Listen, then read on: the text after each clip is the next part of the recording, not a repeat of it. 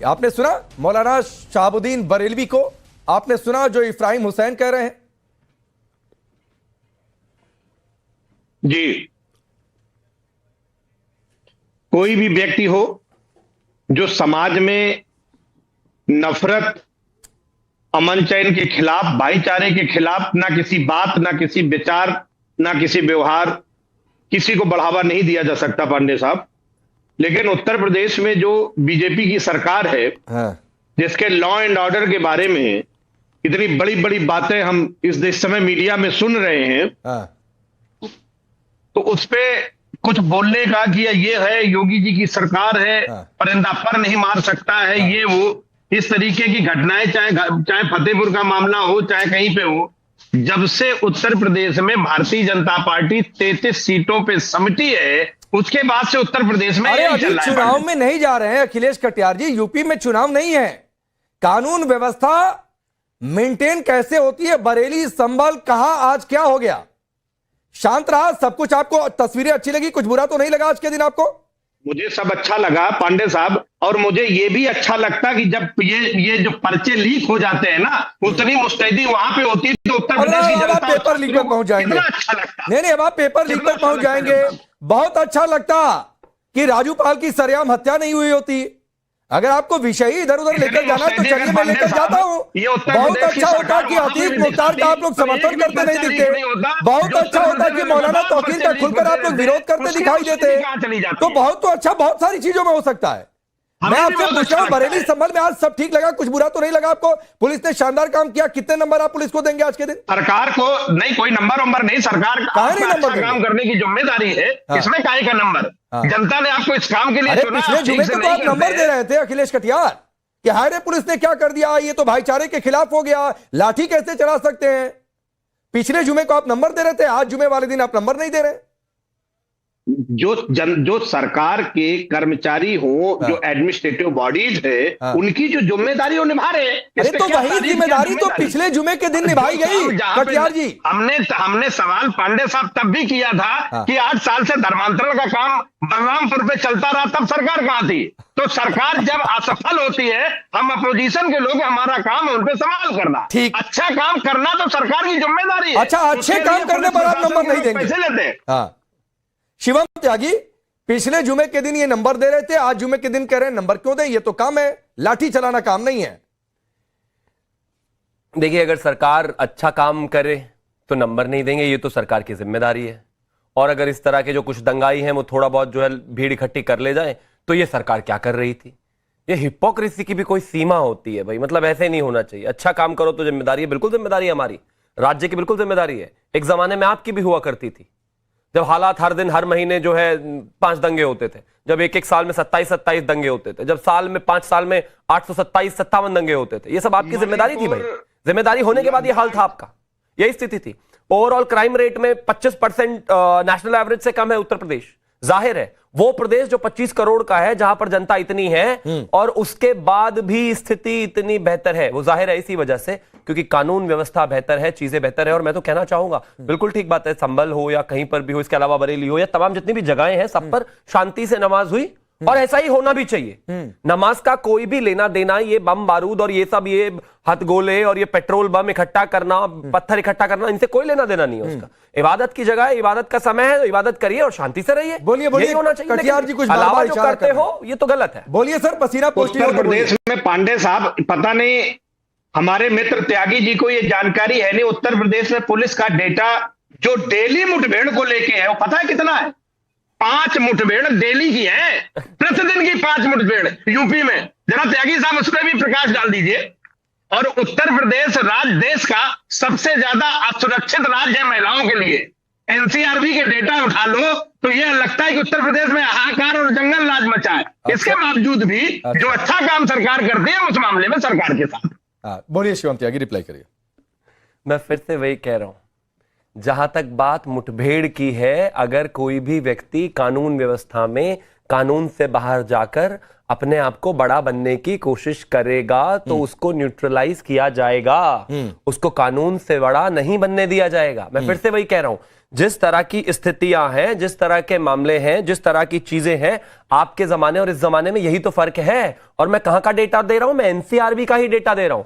1 लाख पर 431 क्राइम जो है केरला में है सबसे ज्यादा, और नेशनल एवरेज में उत्तर प्रदेश में 370 है, यानी कि टोटल का 25% कम।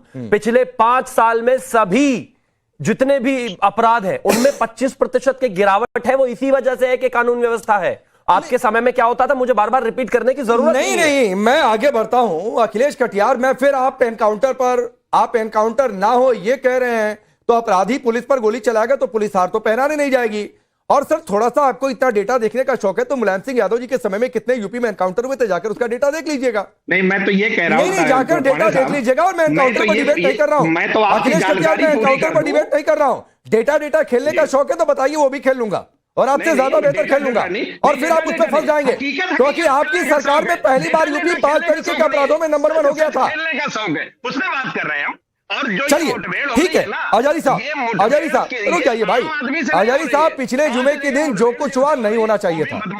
आज जुमे के दिन जो कुछ हुआ, जो सख्ती दिखी है या जो व्यवस्था दिखी है, आप कितना नंबर देते हैं? देखिए, पिछले जुमे को वाकई में जो हुआ वो नहीं होना चाहिए था, ये बात सही है। इस जुमे को जो व्यवस्था की गई इसकी कोई जरूरत ही नहीं। अच्छा, कोई हालात थे ही नहीं खराब। हालात तो उलमा ने अभी मौलाना शाहबुद्दीन को सुनवा रहे थे। दरगाह आला हजरत के जो उलमा मौलाना तौकीर रजा के परिवार के लोग थे, उन्होंने भी ये ऐलान किया है कि भाई आप लोग नमाज पढ़ के सीधे अपने घरों में जाए, कोई मामला नहीं है, कुछ नहीं है, कानूनी लड़ाई है, लड़नी रहेगी। तो ये जो ड्रामेबाजी की है आज जो प्रशासन ने, इससे मुसलमानों को खौफ दिखाने के लिए, इसके अलावा कुछ भी नहीं। और ये बरेली नहीं, ये संभल नहीं, ये पूरे देश में और जहां भाजपा की सरकार है वहां मुसलमानों को ऐसे ही डराने की कोशिश की जा रही है। इसके अलावा कुछ भी नहीं है। पुलिस से क्यों डराने वाले लोग हैं। आपको पुलिस से डर लगता है? डराते हैं पुलिस के। आपको पुलिस से डर लगता है जरी जी? देखिए, जब बेकसूरों को पुलिस जेल में भेजेगी, कौन सा बेकसूर जेल में गया? सुनो ना, अरे सुन लो ना, आप सुन ही रहा हूं। बेकसूरों के एनकाउंटर करेगी। नाम लीजिए ना, कौन सा बेकसूर जेल में गया? मदरसे और मस्जिद सर, एक करके शिवम से मैं रिप्लाई लेते चलूंगा।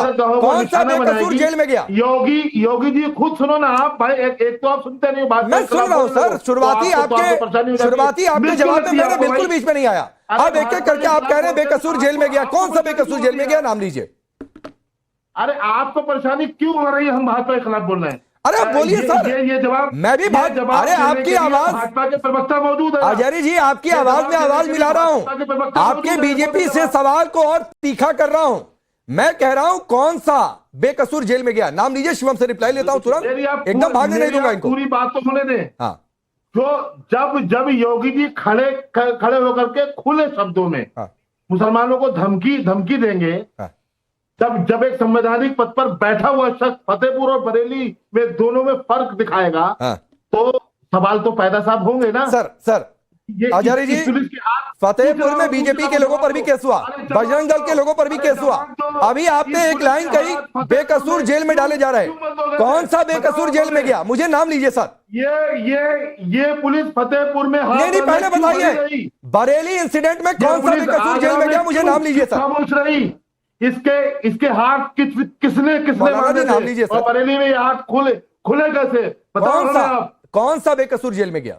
अरे जो हाथ बरेली में खुल गए थे ना, ये हाथ फतेहपुर में बंधे हुए क्यों रहे? सर, कौन सा बेकसूर जेल में गया, या तो बोलिए मैंने गलत बोला। आपसे 99% जो गए हैं जेलों में गए हैं वो बेकसूर है। नाम लीजिए ना सर, आप एक का नाम ले लीजिए। और मौलाना एक का नाम ले लीजिए। सुनिए, मैंने एक बेकसूर का नाम ले लीजिए। मौलाना तौकीर रजा साहब ने जो आवाम को बुलाया था, उनको नहीं बुलाना चाहिए था। सर सुनिए लेकिन अरे सुनिए ना आचार्य जी, मैं आपके और शिवम त्यागी के बीच डिबेट करा दूंगा। अखिलेश कटियार और शादाब शम्स को एकदम रोक के आप नाम लीजिए, कौन सा बेकसूर जेल में गया? मैं आपसे कह नहीं रहा हूं, आप सुन नहीं रहे हो। 99%। अरे नाम लीजिए ना। 99% क्या होता है? 99% गए हैं लोग। 99% क्या होता है? जेलों में जेल नाम जेलों लीजिए में सर, जेल नाम। भेज रहे हो आप। कौन सा और बेकसूर आप जेल में गया? मुसलमानों को भेज रहे हो। नाम लीजिए ना। फतेहपुर के लोग जेल में क्यों नहीं गए? अरे कौन सा बेकसूर जेल में गया? भाजपा का जिलाध्यक्ष जेल में क्यों नहीं गया? बताओ आप हमें। अब सब नाम ही नहीं ले पा रहे हैं आप। संदीप त्रिपाठी है क्या अपने पास? संदीप त्रिपाठी है, जरा स्क्रीन पर रखिए। संदीप त्रिपाठी, आपको भी लगता है बेकसूर जेल में गए हैं? जी आपको भी लगता है बेकसूर जेल में गए हैं? नहीं, हमने तो कभी नहीं कहा कि कुलदीप सेंगर को ऐसे जेल भेज दिया गया। अच्छा, हमने ये भी मौलाना नहीं कहा तौकीर कि आपको कुलदीप सेंगर लग रहा है? अभी आप सर, अब मतलब आप मुझे जो कहना है वो आप कहना है, तो आप कहिए सर। ये कहलवाएंगे तो सर डिबेट की लाइन है ना, डिबेट का सब्जेक्ट है। आप कुलदीप सेंगर को लेकर जो माने आप बोलते रहिए, क्या सब्जेक्ट? मुझे उससे कोई फर्क नहीं पड़ता है। नहीं, ये आकर आप कहेंगे ना कि मौकरी करने की आपकी आदत है संदीप त्रिपाठी, तो ऐसे नहीं चलेगा। क्या सब्जेक्ट है सर? आपको इनवाइट किया जाता है तो टॉपिक बताया जाता है, आप इर्द गिर्द बोलिए, मुझे कोई दिक्कत नहीं है। लेकिन जो सवाल है उस सवाल का एक लाइन जवाब दे दीजिए, फिर उसके बाद आप दुनिया भर, अमेरिका, लंदन, ब्रिटेन घूमते रहिए, मुझे कोई दिक्कत नहीं है। क्या सवाल है सर? फिर से सवाल पूछ लीजिए। चलिए फिर से सवाल दोहरा देता हूं। आजारी जी ने कहा कि बेकसूर जेल में डाले गए हैं। बरेली, संभल, जहां भी जो एक्शन हो रहा है, योगी सरकार बेकसूरों को जेल में डाल रही है। क्या आप उनकी इस बात से सहमत या नहीं सहमत है? किसने कहा सर? आजारी जी बैठे, उन्होंने कहा। वो अपना जवाब दे लेंगे। मैं अपनी पार्टी का स्टैंड रखने के लिए बैठा हूं। आपके विषय पर अगर अनुमति हो तो मैं अपना स्टैंड रख सकता हूं। अरे तो आप बता दीजिए ना सर, पार्टी पॉलिटिकल आपका रिएक्शन क्या है मौलाना आजारी की इस बात पर? उत्तर प्रदेश में क्या है वो सर? कौन क्या है जिसकी आप बात कर रहे हैं कि उसका मैं जवाब सर? सुनिए ना, वो क्या है नहीं है, ये देखने के लिए और जांचने के लिए आपको नहीं बुलाया है। हाँ। आपसे सवाल पूछ रहा हूं और आपका जवाब नहीं देने का मन है तो मैं आगे बढ़ जाता हूं। बढ़ जाइए।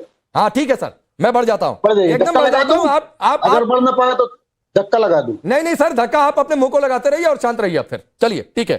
शिवम, शादाब शम्स, शिवम आता हूं आपके पास। शादाब शम्स, ये आदत है, बोलेंगे नहीं क्योंकि संदीप त्रिपाठी को लगता है हाय रे मेरा वोट बैंक। सच सुनने का दम नहीं है, सच बोलने का दम नहीं है। बदकिस्मती है राकेश भाई कि अभी अजहरी साहब की आपने अधूरी बात सुनी। आप पूरी बात मैं याद दिला देता हूं। उन्होंने कहा बेगुनाह लोगों के इनकाउंटर किए जा रहे हैं। आप ये भी पूछ लीजिए बेगुनाह लोगों के कौन से बेगुनाह लोग थे जिनके इनकाउंटर किए गए। शायद जेल में जाने वालों की संख्या ज्यादा हो, वो नाम ना बता पा रहे हो। उन्होंने एक शब्द कहा बेगुनाह लोगों के इनकाउंटर किए जा रहे हैं। तो इनकाउंटर जिन जिन लोगों के हुए उनमें जो बेगुनाह थे, हमें भी उनके नाम से अवगत करा दे तो हम इनके शुक्रगुजार होंगे। दूसरा, इन्होंने कहा कि योगी जी का डर दिखाया जा रहा है। भाई हमने तो ये सुना बुजुर्गों से कि देश या सरकार डर और मोहब्बत दोनों चीजों से चलती है। जो देश का जो शासक होता है उससे लोगों को डरना भी चाहिए और प्यार भी करना चाहिए। और जहां ये दोनों क्वालिटीज होती हैं वहां दंगे नहीं होते। और उसका जीता जागता प्रमाण है बरेली में जिस तरह से सही तरीके से टैकल किया गया। ये जो उपद्रव फैलाना चाहते थे, ये जो गुंडई करना चाह रहे थे मौलानाओं के नाम पर, मैं ये कह रहा हूं आप आई लव मोहम्मद, मैं मुसलमान हूं, मैं कहता हूं आई लव मोहम्मद। मोहम्मद को दिल से प्यार कीजिए, उनके किरदार से प्यार कीजिए। रोड पे उतरकर जिस तरह से आप रैलियां कर रहे हैं, हुड़दंग मचा रहे हैं, क्या मोहम्मद इस बात का आपको इजाजत देते हैं कि आप इस तरह की गंदगी मचाइए, देश को आग नफरतों में फैलाइए? लेकिन उसके बावजूद शादाब शम्स जो आप बात कह रहे हैं, इफ्राहिम हुसैन ने ये बात कही, बरेलवी ने ये बात कही, उसके बावजूद शिवम त्यागी आप लोगों ने क्यों पुलिस को उतार दिया? आजारी जी कह रहे हैं नहीं ये तो डरा रहे हैं आप लोग, डराने के लिए उतरा। कानून व्यवस्था बुलंद करना आपका मकसद नहीं है, आपका मकसद है आजारी जैसे लोगों को डराना। पुलिस कहां थी? पिछले हफ्ते यह विषय था। पिछले हफ्ते यह विषय था कि जब भीड़ इकट्ठी हुई तो पुलिस कहां थी। पिछले हफ्ते यह विषय था कि जब बम इकट्ठे हुए तो पुलिस कहां थी। आज पुलिस है सामने तो कह रहे हैं डरा रहे हैं। पुलिस डराने के लिए है क्या? सुरक्षा देने के लिए है। हम तो नहीं डरते पुलिस से, अभी नीचे आया तो पूरे रास्ते में पुलिस है। अच्छी बात है, पुलिस सुरक्षा से जरूरी है, सुरक्षा के लिए पुलिस होना। और मैं तो ये मानता हूं जो गुंडा मवाली है वो डरेगा पुलिस से। अब भाई किसी को डर लग रहा है तो उसको सोचने की आवश्यकता है कि उसके कर्म या फिर कांड कैसे है। डरने की आवश्यकता है, वो आपकी सुरक्षा के लिए है। आप जिस काम के लिए आए हैं वो काम करें। प्रदेश की सुरक्षा हमारे हाथ में है, कोई डरने की आवश्यकता नहीं। लेकिन हाँ, अगर गुंडागर्दी करनी है, पत्थरबाजी करनी है, पेट्रोल बम चलाने हैं तो डरने की जरूरत है। ये डर रहना चाहिए, बहुत अच्छा है। ठीक, अजय जी आप बोलिए। मैं फिर कह रहा हूं क्या हुआ था पिछले शुक्रवार को सर? हुआ ये था ना नमाज, रुक जाइए सर, बहुत फैक्ट क्लियर कर दें। नमाज से किसी को कोई दिक्कत नहीं होनी नहीं चाहिए। आप लोग कुछ अपनी बात कहना चाहते थे, बैनर दिखाना चाहते थे, दिखाए, वहां तक भी ठीक था। कई जगहों पर शांतिपूर्वक दिखाया भी गया, लेकिन एक जगह पर बवाल होता है, पेट्रोल बम लोग लेकर आते हैं। तो शिवम त्यागी कह रहे हैं वैसे लोगों के लिए पुलिस थी, फिर क्यों डर वाली बात है? देखिए, बैनर दिखाना भी गलत, और जब कानपुर का ये हादसा था, कानपुर प्रशासन ने अपनी सफाई दे दी थी। मैंने पहले भी कहा था आपसे, शायद आपको याद हो, कानपुर प्रशासन की सफाई देने के बाद में ये सारी चीजें गलत थी। लेकिन अगर वो लोग सड़कों पर आए थे तो लाठीचार्ज जो किया गया, ये प्लानिंग के तहत, एक साजिश के तहत हुआ। पत्थरबाजी का आरोप, पेट्रोल बम का आरोप, जितने आरोप हैं ये सब झूठे आरोप हैं। ये साजिश है, एक प्लानिंग है प्रशासन और सरकार की, अच्छा, और भाजपा की। 22 पुलिस वाले घायल हैं, उन्होंने अपने सर में ईंट मार ली, क्या उठाकर कमाल बात हो गई। समझ आएगा निकल के 22, जब कोर्ट अरे 22 पुलिस वाले घायल है, कैसे हो गए वो घायल? जब वो घर से निकले अपने आप ईंट मार लिया उन्होंने, उनके बैजेस नोचे गए। क्या बात कर रहे हो भाई? वीडियो वायरल है कि पुलिस वाले अगर रोकेंगे तो उनकी भी बाजू काट दी जाएगी। ये वीडियो वायरल है भाई इस तरह की। पुलिस वाले अगर रोकेंगे और आज उनको भी अगर पीटना पड़े तो उससे भी पीछे नहीं हटेंगे। ये वीडियो वायरल है। क्या है बताओ हमें आप? कमाल बात हो गई। को तोड़ने वालों को हरिद्वार में जो गाड़ियां तोड़ते उन पर फूल आप बरसा रहे हो, और आप बरेली में लाठियां चला रहे हो। क्या इंसाफ है? जो पत्थर मार रहा है, जो पेट्रोल बम मार रहा है, उसकी आरती उतारे, वो तो नहीं हो पाएगा हमसे। ये तो अखिलेश यादव की सरकार थोड़ी ना है, वो नहीं हो पाएगा। आरती नहीं उतरेगी पत्थर मारने वाले की और बम मारने वाले की, कोई आरती नहीं उतारी जाएगी। आपने दिखाया नहीं, पुलिस ने नजरअंदाज कर दिया उनको। जो पत्थर बरसाने वाले, किसको नजरअंदाज कर दिया? आप किसको नजरअंदाज कर दिया? जो पत्थर बरसा रहे थे छतों पर खड़े होकर के भाजपा के। अरे भाई वो भी चल रहा है। आप गए थे क्या बरेली? कब आखिरी बार गए हजारी जी? अरे वीडियोज आए, गए। हाँ वीडियोज आए, तो आप चेहरा देखकर जान लिए कि वो बीजेपी का आदमी है। हम बरेली में रहते हैं साहब। ये कौन सा पैरामीटर है? क्या होता है? नहीं, कौन सा पैरामीटर है? हम बरेली में ही रहते हैं। नहीं, ठीक है, अच्छी बात है, इसीलिए मैंने पूछा आपसे, जानबूझकर पूछा कि बरेली कब गए। बरेली में रहकर आप इतनी बहकी बातें करेंगे मौलाना साहब, तो नहीं अच्छा लगेगा। कैसी बहकी बातें? जुल्म ज्यादती कर रहे हो आप, करवा रहे हो आप सही नहीं, सही बात दिखा नहीं रहे हो, मतलब चैनल पे। तो सही बात बोले। मौलाना तौकीर की गिरफ्तारी दिखाना गलत है। मौलाना तौकीर के राइट हैंड जिसने कहा पुलिस वालों की बाजू काट देंगे, उसको दिखाना, उसकी गिरफ्तारी को दिखाना गलत है। प्रवक्ता नहीं हूँ, साफ सुन ले आप। अरे आप प्रवक्ता नहीं, इनडायरेक्टली भाई प्रवक्ता का काम कर रहे हैं। जो इनडायरेक्टली आप तौकीर रजा के प्रवक्ता का काम कर रहे हैं। जुल्म किया है आपने, जो आपने लाठियां चलाई है वो जुल्म किया, मुजरिम हो आप उसके। अब शिवम त्यागी, एक काम पुलिस के लिए आप अलग दिशा कि भाई जाओ सिर फुड़वाओ, गोली चले खा लो, ना गोली चलाना, ना लाठी चलाना, ना पत्थर चलाना। पता है। मुसलमान जहां भी मुसलमान निकलता है तो पत्थर। अरे फिर वही बात है, भी आपकी आदत है। शिवम एक रिप्लाई करिए फिर आगे बढ़ता हूं। Thank you. नहीं हो पाएगा जी। अगर इनको लगता है कि पुलिस वालों को मारोगे, पीटोगे, मुठभेड़ करोगे, उनके ऊपर चाकू छुरी चलाओगे, गोली चलाने की कोशिश करोगे, कोई नहीं मार रहा पुलिस वालों को, पुलिस कानून व्यवस्था बिगाड़ने की कोशिश करोगे, तो अगर आप इस गलत फहमी में हैं कि आपका पहनावा देखकर या आपको देखकर या आप धर्म विशेष से है ये देखकर आपको छोड़ दिया जाएगा, तो आप बहुत बड़ी गलत फहमी में हैं। ये उत्तर प्रदेश है जो कानून व्यवस्था को बिगाड़ने की कोशिश करेगा। बिल्कुल सही शब्दों में एज इट इज रिपीट कर देता हूं, उसको डेंटिंग पेंटिंग करके ठीक कर दिया जाएगा। कोई इफ एंड बट वाली कहानी है ही नहीं। हाँ, अगर कानून के तहत काम करोगे तो सब बराबर है। 25 करोड़ का प्रदेश है, 25 करोड़ लोग अपने तरीके से जी सकते हैं, रह सकते हैं, धर्म बना सकते हैं, धार्मिक चीजें कर सकते हैं, किसी को कोई रोक टोक नहीं। लेकिन कानून व्यवस्था को हाथ में लोगे, शहर को बंदी बनाओगे, बच्चों को स्कूल जाने से रोकोगे, महिलाओं के लिए परेशानी खड़ी करोगे, तो ठीक पुलिस इलाज करेगी ही करेगी, इसमें कोई इफ एंड बट नहीं। ठीक है कटियार जी, संभल से एक और तस्वीर आई। आज जुमे का दिन है, नमाज का दिन है, लोगों ने की, लेकिन वहीं सरकारी जमीन पर एक मस्जिद बनी हुई थी अवैध तरीके से, लोग उससे खुद तोड़ रहे हैं, इंतजामिया कमेटी खुद तोड़ रही है, कल से तोड़ने का काम है। आप कहेंगे इसमें भी दिक्कत है? नहीं, मुझे इस पे बिल्कुल दिक्कत नहीं है। हमारे जो भारतीय जनता पार्टी के प्रवक्ता त्यागी साहब कह रहे हैं कि भाई अपराधियों के साथ तो हम सलूक करेंगे जो अपराधियों के साथ किया जाना चाहिए। हाँ। तो एक जानना चाहता था, कुलदीप सेंगर जी के पास जो 28 मुकदमे हैं, ये भी इनके खिलाफ भी कार्रवाई चल रही होगी। ब्रजेश सिंह बनारस वाले 106 मुकदमे, धनंजय सिंह जौनपुर 46 मुकदमे, उदय भान सिंह भदोई 83 मुकदमे, अशोक हमीरपुर 37, ब्रजभूषण शरण सिंह 84, ये सब जिले बादशाह सिंह 86, 88। ठीक, चलिए आपने 4-5 नाम ले ही लिए अखिलेश कटियार जी। और ये सब जेल शिवम में आपका होंगे। सवाल समझ गया, जवाब ले लीजिए, फिर संदीप जी आपके पास आ रहा हूं। नहीं मैं मुझे नहीं, मैं आपका सवाल समझ गया और पूरे तरीके से सम्मान के साथ कहना चाहता हूँ, चाहे किसी पर 100 मुकदमे हो, चाहे 10 और चाहे 1 और चाहे 1000, 12 मुकदमे कोई पत्थर उठा के तो देखे, और कोई पत्थर उठा के तो देखे, किसी भी धर्म किसी भी जाति से आता उसका कोई विषय ही नहीं, कोई पत्थर उठाकर देखे। कानून व्यवस्था को जो कंट्रोल करने की कोशिश करेगा, चाहे किसी जाति धर्म से उसे बख्शा नहीं जाएगा, कोई भी नहीं बख्शा जाएगा किसी भी वजह से। केसेस सब पे हैं, मैं तो कहता हूं हर जगह हर प्रदेश में हर एक व्यक्ति पर केसेस है, खूब रहे, कोई बात नहीं, कानून अपने तरीके से काम करेगा, लेकिन पत्थर उठाकर अगर कोई उत्तर प्रदेश में देखेगा तो कोई जाति धर्म नहीं देखा जाएगा उसमें, कोई जाति धर्म नहीं देखा जाएगा। आपको यही जवाब चाहिए था ना, बिल्कुल ठीक बात है, किसी को नहीं बख्शा जाएगा। इन लोगों के खिलाफ कार्रवाई कब होगी? संदीप त्रिपाठी, मैं फिर सवाल आपसे पूछ रहा हूं, अगर कानून व्यवस्था को लेकर पुलिस का फ्लैग मार्च हो रहा है, अगर सीसीटीवी से नजर रखी जा रही है, कहीं कुछ अवैध है, लोग उसे खुद तोड़ने को तैयार हैं, तो इसको क्यों डर से जोड़ा जा रहा है? अब सर सवाल आपका आया जायज सवाल, जो कानून व्यवस्था का मसला, अच्छा, उत्तर प्रदेश की कानून व्यवस्था। हाँ सर, अब ये सवाल हुआ, अब आप नहीं ठीक है, मैं अगली बार से आपको पहले व्हाट्सएप कर दिया करूंगा सर, सवाल ठीक है, मैं पूछ लूंगा आपसे, तो बता दिया करिएगा, फिर मैं देश के सामने सवाल रख दिया करूंगा।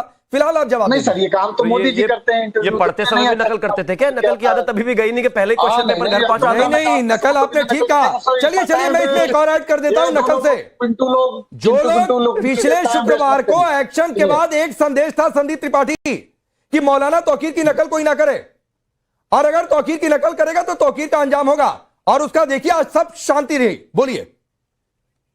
नहीं राकेश जी, करणी सेना वाली की नकल करनी चाहिए। करणी सेना वाले आके और ठूस दिए, पिछुआ से डंडा लगा के और ठूस दिया, और करणी सेना वालों को हिम्मत नहीं हुई। नकलची विद्यार्थी है, इनको तो पेपर आपको पहले ही देना पड़ेगा, तभी जवाब दे सकते हैं सीधा, वरना दे नहीं सकते सीधा जवाब।